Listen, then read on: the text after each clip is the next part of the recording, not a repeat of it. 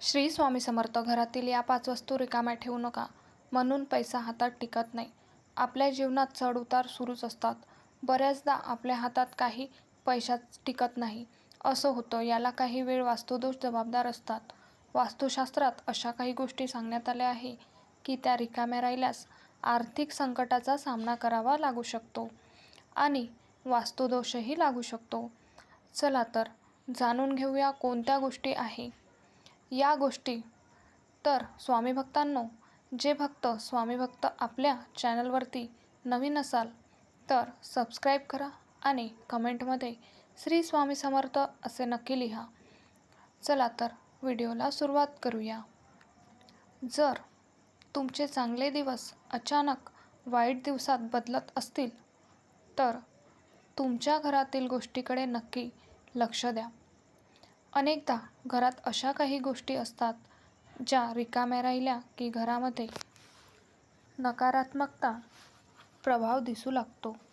वास्तुशास्त्र आणि शास्त्रीय मतानुसार घरात ठेवलेल्या रिकाम्या वस्तूंचा तुमच्या प्रगतीवर दुष्परिणाम होतो. अनेक वेळा एखाद्या व्यक्तीच्या नशिबावर लहान-सहान गोष्टींचा परिणाम होऊ लागतो आणि तो हळूहळू गरिबीकडे वळतो. या गोष्टीमुळे आयुष्यात नकारात्मकता येते आणि एकामागून एक नवीन अडचणी येऊ लागतात. म्हणूनच जीवनाच्या विकासासाठी आणि भाग्यवृद्धीसाठी या 5 गोष्टी घरात कधीही रिकाम्या ठेवू नयेत. या 5 गोष्टी कोणत्या आहे आपण जाणून घेऊया. नंबर 1. धान्याचे भांडे रिकामे ठेवू नका. वास्तुशास्त्रानुसार घरात अन्नाचे भांडार कधीही रिकामे ठेवू नये. जर ते रिकामे होत असेल तर त्यापूर्वीच भरा, जेणेकरून ते तुमच्या विकासात अडथळा बनू शकत नाही. पूर्ण अन्नधान्य जीवनात सकारात्मक ऊर्जा आणते आणि तुमची समृद्धी वाढवते. यासोबतच अन्नपूर्णेची रोज पूजा करा. अन्नपूर्णा ही धन, धान्य, ऐश्वर्य आणि सौभाग्य याची देवी आहे. त्यांची रोज पूजा केल्याने घरातील भांडार कधीच रिकामे राहत नाही. नंबर 2. बाथरूममध्ये रिकामी बादली ठेवू नका. वास्तुशास्त्रानुसार बाथरूममध्ये रिकामी बादली कधीही ठेवू नये. बाथरूममध्ये रिकामी बादली ठेवल्याने नकारात्मकता ऊर्जा येते. त्यामुळे अनेक समस्या समोर जावे लागते. जर तुम्ही बादली वापरत असाल तर ती नेहमी पाण्याने भरा. यासोबतच काळी किंवा तुटलेली बादली वापरू नका. हे नेहमी लक्षात ठेवले पाहिजे. बाथरूममध्ये निळ्या रंगाची बादली वापरा. बादली वापरताना ती पाण्याने भरून ठेवा. बादली रिकामी ठेवू नका. नंबर 3. तिजोरी खाली ठेवू नका. तिजोरी किंवा पर्स कधीही रिकामी ठेवू नयेत. हे नेहमी लक्षात ठेवावे. थोडे पैसे नेहमी ठेवावेत.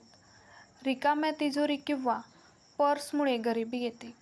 म्हणूनच तिजोरी किंवा पर्समध्ये काहीतरी शिल्लक पैसे असलेच पाहिजे. हे लक्षात ठेवले पाहिजे. हे सर्व एकाच वेळी रिकामे करू नका. यासोबत तिजोरीत गोमती चक्र, शंखही ठेवू शकता. त्यातून तुमची समृद्धी आणखी भर पडते. नंबर 4. देवघरातील जलपात्र. बहुतेक घरांमध्ये पूजास्थान असते आणि तिथे पाण्याची भांडी, घंटा इत्यादी पूजेशी संबंधित गोष्टी असतात. वास्तुशास्त्रानुसार देवघरात ठेवलेल्या पाण्याचे भांडे कधीही रिकामे ठेवू नये. पूजा केल्यानंतर पाण्याच्या भांड्यात पाणी भरून त्यात थोडे गंगाजल आणि तुळशीचे पान टाकावे. देवालाही तहान लागते असे मानले जाते. पाण्याने भरलेले भांडे देवघरात ठेवल्यास भगवंताला तहान लागत नाही आणि भगवंत तृप्त राहतो.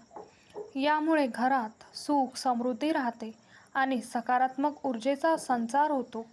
दुसरीकडे रिकाम्या पाण्याचे भांडे घर आणि जीवनावर नकारात्मक परिणाम करतात, ज्यामुळे एखाद्याला आर्थिक संकटाचा सामना करावा लागू शकतो. नंबर 5. अपशब्द वापरू नका. आपल्या समृद्धीमध्ये भाषेला खूप महत्त्वाचे स्थान दिले आहे.